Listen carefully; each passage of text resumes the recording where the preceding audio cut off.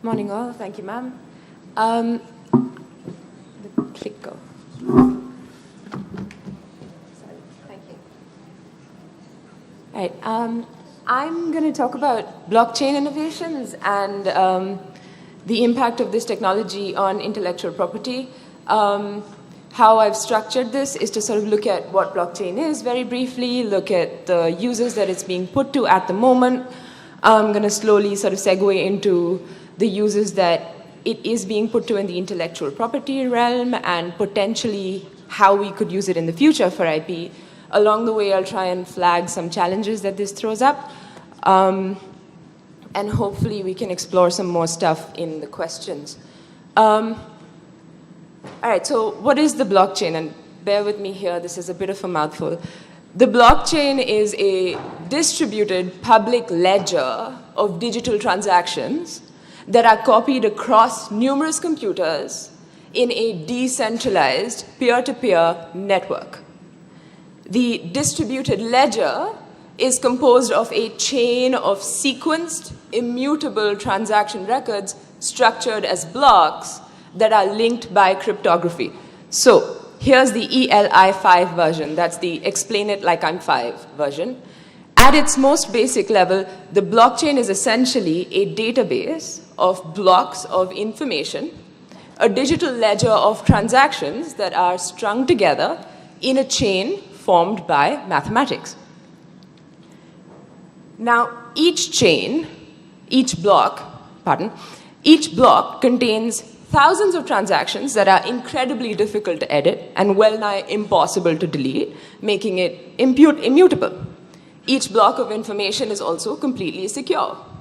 This is because each computer in the blockchain network has its own copy of the blockchain, which means that there are thousands, or in the case of Bitcoin, millions of copies of the same blockchain, which updates automatically whenever a new block is added. This makes the information more difficult to manipulate because this gives us a common digital history, verifiable by thousands of users instead of a single authenticating or auditing institution like a bank. So what I'm saying is with the blockchain, there is no single definitive account of events that can be manipulated. Instead, a hacker would need to manipulate every single copy of the blockchain on the network. So what are we using blockchain for at the moment? It's most famously being used in modern finance, in fintech, with an enormous potential for making fund exchanges between institutions faster and more secure, for instance, or speeding up settlement and clearing processes in the stock trading business. Capgemini estimates that consumers could save up to $16 billion in banking and insurance fees every year through blockchain-based applications. In cryptocurrencies, the use of blockchain eliminates the need for a central regulatory or verifying authority, potentially making currency more reliable and stable even in economies with unstable governments and fluctuating currency rates. Now, since distributed ledger technology, that's what blockchain is, creates a secure, time-stamped, immutable chain of information, it's already finding applications in brand protection and enforcement, marketing, consumer engagement. It's already being used to track the progress of goods in supply chains, and this in particular is of interest to many IP-intensive sectors, including the pharmaceutical, automotive, luxury, and consumer goods industries, where the traceability of goods is important and counterfeit and gray goods are of concern. So the blockchain, for instance, is used by Microsoft and Amazon to validate cloud data. It's used by Google to assist self-driving cars. It's used by game makers to validate the authenticity of digital goods. This is a great segue into how to use it in IP. So the blockchain may change the way we evidence IP ownership. It can be used to demonstrate documented ownership without revealing the contents of the document. It can provide proof that a document was authored at a particular time. It allows a user to upload a file and pay a fee for cryptographic proof of the file being included on the blockchain. It could revolutionize administrative control and regulation of examination procedures for patent and trademark applications. Now, smart contracts in particular have a tremendous potential for applications in the IP scenario. What's a smart contract? It's a piece of code in the blockchain that generates transactions if the conditions encoded in the blockchain are met. Basically, a smart contract will translate the logic of a contract into the language of the blockchain.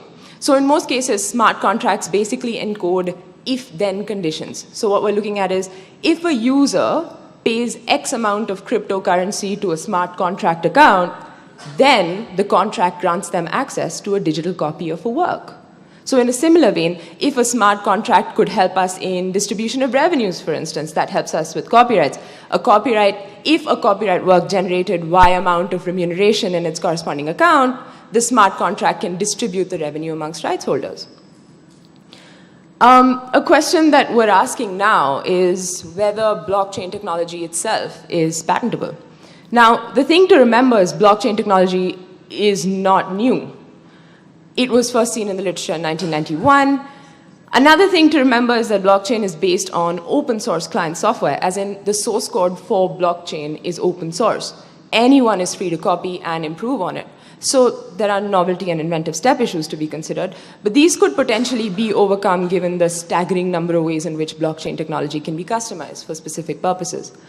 The more significant hurdle that we should be concerned about is that given the way blockchain technology works, getting a patent on it is akin to getting a software patent based on an abstract idea or algorithm, because the functioning of the technology is based on a series of steps performed. Now, it's been covered that jurisprudence and legislation on this is nascent and sparse. So let's take a look at what we do have. There's been a bit of a nod to US Supreme Court decisions by the Indian courts. So I'll quickly sort of go over that. My colleagues here will know that the US Supreme Court has said that part of the test when assessing whether or not a claim containing patent ineligible subject matter could become patent eligible is to look at whether a claim that recites an abstract idea must include additional features to ensure that the claim is more than a drafting effort designed to monopolize the abstract idea.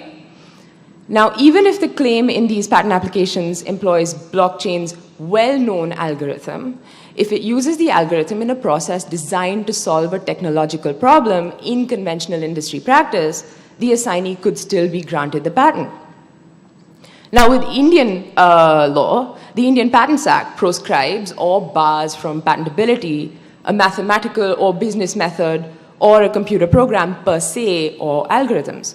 And in a nod to the US law that I was just referring to the Mayo and Alice decisions, the Delhi High Court in 2015 in the Erickson decision said that any invention which has a technical contribution or has a technical effect and is not merely a computer program per se is patentable.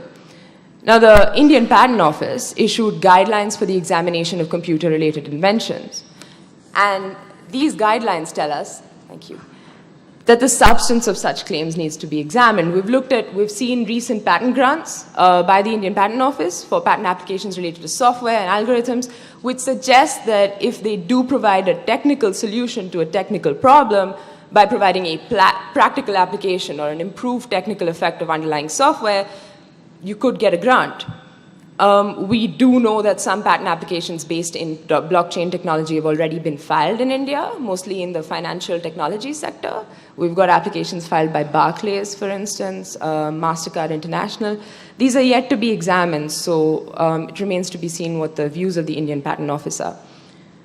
I'm going to quickly end because we've run out of time, but there are some statistics on what's going on with blockchain technology worldwide.